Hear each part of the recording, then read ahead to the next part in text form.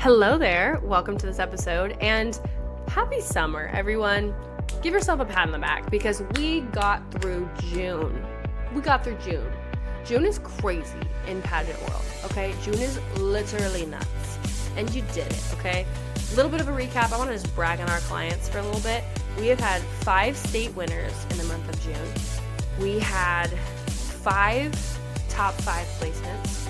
So far, we've had 3 top 10 placements, and then everybody else who didn't place, which I think was like 2 or 3 people, won some kind of an onstage award, which is really cool. We had 1 non-finalist interview winner, we had 1 non-finalist talent winner, and then 1 scholarship winner, which is really cool. So every single client placed higher in some capacity, which is amazing. And we have Miss Montana, we have Miss Nebraska, we have Miss Nebraska's teen, we have Miss Idaho's teen, we have Miss Nebraska volunteer, which hilariously, like, we didn't work with anybody in Nebraska, even though I was from Nebraska for literally 6 years, because I competed and then my sister competed, and it just kind of happened that way. Like, I didn't purposely abandon the people of Nebraska, of which I was from, but it's really great. And I was doing like a recap yesterday, just kind of like counting up all the winners that we've had, and we're at 478, which is super cool.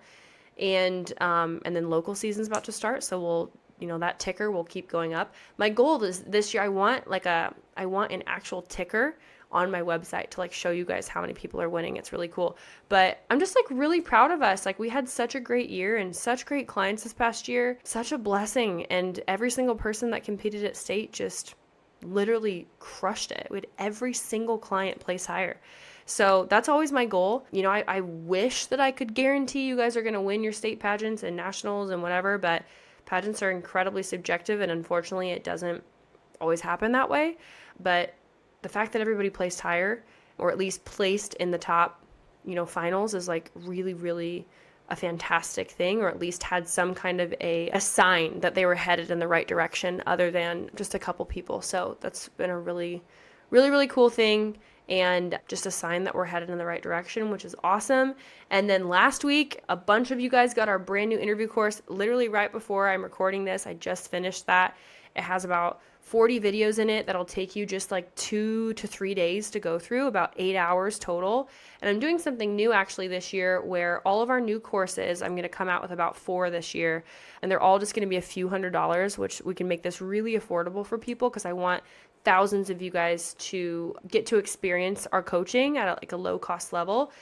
I'm encouraging people now, like, when you buy our course, to just block out an 8-hour day. Like, so for some of you, get a babysitter, or take a Saturday or like a Sunday after church and just blaze through it. I don't want our courses to have to take weeks and weeks and weeks anymore. So they're literally like 5 to 15 minute videos. One of the videos is like 24 minutes long, because it's like our big kahuna like framework. But I'm really, really, really excited. I believe this is the best course I've ever made. And I've made about 35 courses in my lifetime, so that's not saying that lightly. And we launched our interview and onstage question AI chatbots last week as well. So it is literally me in your pocket that you can practice with at any time. And throughout the course, I give you scripts. We have 11 ChatGPT prompts to practice master interview, 22 onstage question pre-answered hot topic Q&A, 77 done for you questions and answers using all of our frameworks. And then you get all 37 of our thinking and phraseology phrases and frameworks to know exactly how to answer any question anytime, regardless of whether you're a complete newbie all the way to a veteran. And not only will this help you win your interview, is funny, inside the course there was like 3 or 4 videos that I was like, man, if you literally just had this one video, I said it like 3 or 4 times. I was like, if you just had this one video, I am confident that you would win your interview. Like, it's that good and it's that beneficial. And I'm just like, if I would have had this, I would have done more pageants, honestly, because I've only done a few pageants in my life. I just won them. But anyways, don't worry. After I have my probably 2nd/3rd baby, we're going to do Mrs. America. So don't you worry. It's just not time yet. My sister and I are planning, because I'm like, I want to crown you or you can crown me. It'd be so fun. Okay. Anyway, so what are we talking about today? Is it okay if we like have a girls chat today? Because here's the deal. July is the start of 2026 pageant season, okay? So I feel like we need to have a State of the Union girls chat today and just talk about like how we're feeling and how we're doing and all that jazz.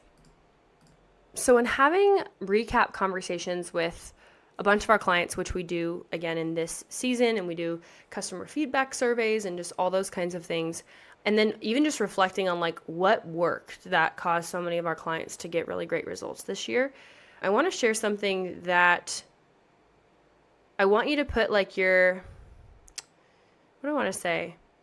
Again, this is a girls chat. This is like Coach Megan, Mama Megan, Pastor Megan coming out. And it's kind of sad, but it's also really good because we're going to get you some freedom today.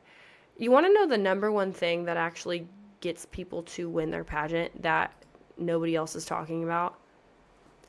Like, it makes me so sad, but all of you guys that are incredibly high achievers and beautiful women of God, gosh, I'm going to get emotional. So many of you guys have no idea how special and beautiful you are.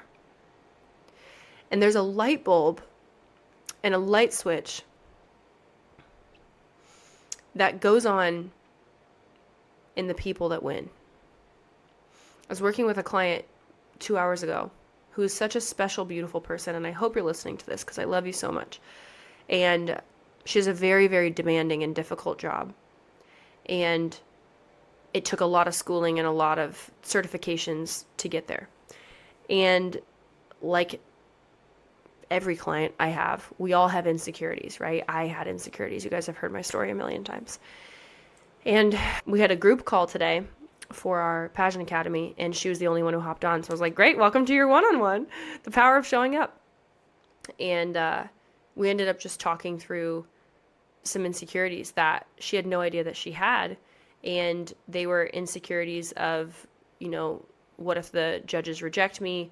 What if the judges think I'm a failure? What if the judges think I'm dumb? All these things. And she had no idea that these things were lingering under the surface.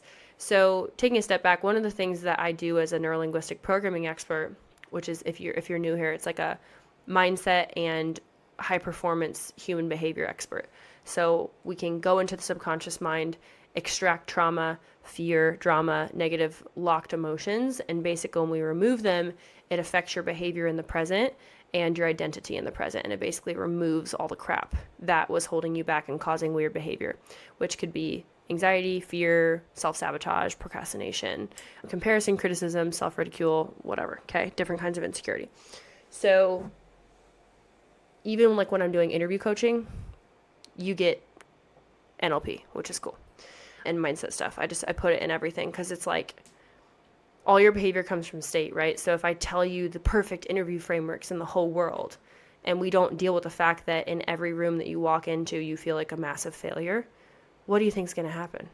You're going to find a way to fail. Let that sink in. Let that sink in. If you secretly think you're a failure, if you secretly think that you're unworthy, if you secretly, subconsciously, this doesn't even mean consciously, but if this is going on as like a tab open that you don't even know is open, but it's just happening, and then you go to a high stress environment like a pageant where there's a billion other beautiful people there just like you, what do you think is going to happen? And then you manifest the very fears that you're trying to run away from. And this is why you're losing your pageant. This is why you can spend thousands of dollars on walking coaching, interview coaching, whatever. And you're still sabotaging your pageant. You're sabotaging your relationships. You're sabotaging the promotion. You guys would be shocked how many of these women that you're comparing yourself to, and obviously I have visibility to this, but I'm protecting people's identity. But like every single day, you guys, I talk to the most incredible women, and they could have 50,000 followers. They could have a boatload of money. They could have the perfect career, the perfect boyfriend, the perfect face, the perfect body. And everybody has insecurity. Everybody. And when you take this with you into your pageant, it literally doesn't matter how much training you have. If one thing goes wrong and you have this inner belief that I'm not worth it, I'm going to mess this up, I'm too dumb for this, I'm just the screw up, my only worth is in being the class clown. I could never get serious. People don't take me seriously. Or I can't have fun. I have to control everything or my life's going to fall apart. Whatever your deal is, it will manifest. And this is like, especially for my top fivers, or actually, I take that back. It really doesn't matter. If you are stuck at a consistent placement and you cannot, no matter what you do, you cannot get to the next level. I was even talking with somebody last night about this for physical fitness, and we did some deep NLP one-on-one work about an eating disorder and the self-punishment of overeating. And with them, it was actually a deep root of somebody that called them a name when they were 7 years old, or actually I think younger. It was one of the neighborhood kids, and they went and spoke with their parents crying, and they asked the thing that they were being teased for. They went and asked their parent, "Am I blank?" And they were crying because this little kid had said this thing about them, and they were questioning. They're like, "Am I this, mommy? Am I this?" And so the power of mindset work and the power of like actually going to the root of that thing, there's something called a gestalt. And when you go back to the beginning of a negative emotion, the first time that thing was present, I want you to think of negative emotions are like a chain. So there's like a circle and then a line, and a circle and then a line, a circle and then a line, and it forms a chain, okay? And I said this before, again, I'm not against therapy, but what therapy does is it goes to the most recent thing in the chain, and it might remove that. Well, and that's fine, but then what happens is another event happens, and it adds the chain back. And as opposed to an NLP, we go all the way back to the first instance of that chain. And when you remove that, it actually wipes away every other circle in that chain, and it completely removes the trigger to where you're not triggered by it anymore. And it was really cool because even last night I was working with this person, and you test it before, and I was like, okay, if the emotion feels like a 10 in your body and whatever before, what does it feel like now? And they were like, I don't even know how to feel it. It's like memory loss, but like in the best way. And I was like, that's how you know it's gone. It's awesome. And I was like, try and feel the feeling. Try and feel the fear. Try and feel the control. Try and feel the jealousy. Try and feel the whatever.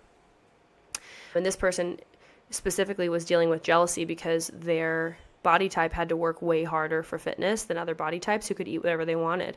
And they were angry and they were jealous. And they were like, this literally like objectively is not fair. I've had to work so hard at this my whole life, and other people can just like do whatever they want and they have a six pack. And I was like, yeah, and that sucks. Like that would make me angry too. You know, you have a right to be angry about that. But when we take those negative emotions and we lock them up, we make them mean something. And then we gather it as a part of our identity, and we always act out of our identity. We speak out of our identity. We walk, we talk out of our identity. So you can imagine if you're putting the pieces together, if we don't get rid of that thing, that can be perilous. When then I walk into a pageant and I'm like, time to be confident. Please accept me. Please pick me. And yet I've got all this crap under the surface that I haven't dealt with that's causing me to literally self-sabotage. And crazy enough, the only person that's getting those results is me. Because if you, and like I do this exercise inside of the interview course, but it's called mirror work. And I literally have you stare at yourself in the mirror for 3 minutes on the clock in the pupils like this. And I have you just start to bring an awareness to what are the thoughts that are going on in your head? What's the chatter? What's the radio noise? At what time period do you want to avert your eyes? What do you want to get distracted with? What do you notice tries to pull you away, pull you down, pull you around? And it's a really, really great exercise to make you build an awareness of what you're actually uncomfortable about yourself. Because whatever you're uncomfortable about when it comes to yourself, everybody else is actually noticing, even if you don't notice it. So this is why I always say, if you've listened to a lot of the podcasts, like your arm moving weird in your walk has nothing to do with your arm. And once I actually fix how you think and feel about your body and how you feel about yourself, then I can say, stop swinging your arm like that, and it will actually stop swinging. Yeah. So I wanted to have this girl chat today because you guys are so valuable. You're so amazing. You're so accomplished. You're so beautiful. And we do this crazy thing called doing pageants, where we put ourselves in a pressure cooker to be judged for every single thing that we are, and literally put ourselves into like a pick-me state. And then we're devastated if and when it doesn't happen. And that is insane, but worth it, because pageants are a blast and they're fun and the prize package is worth it. And here's how I want to invite you to change your mind today. Like, fall in love with the journey as much as the trophy. So I think I've drawn this picture before. Here's a marker.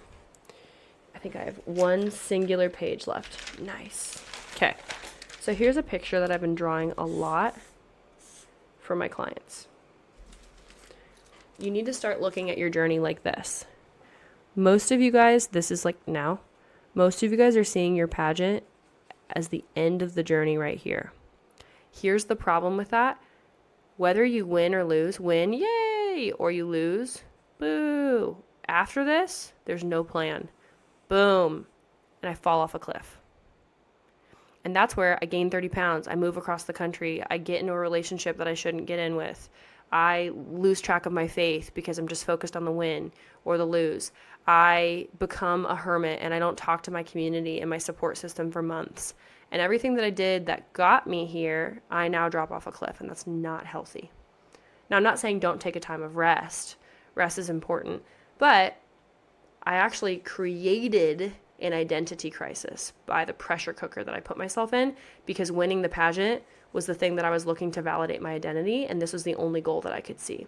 As opposed to the correct way to prep for a pageant is we prep with consistency, realizing that the pageant is like here. You're like not gonna die tomorrow, okay?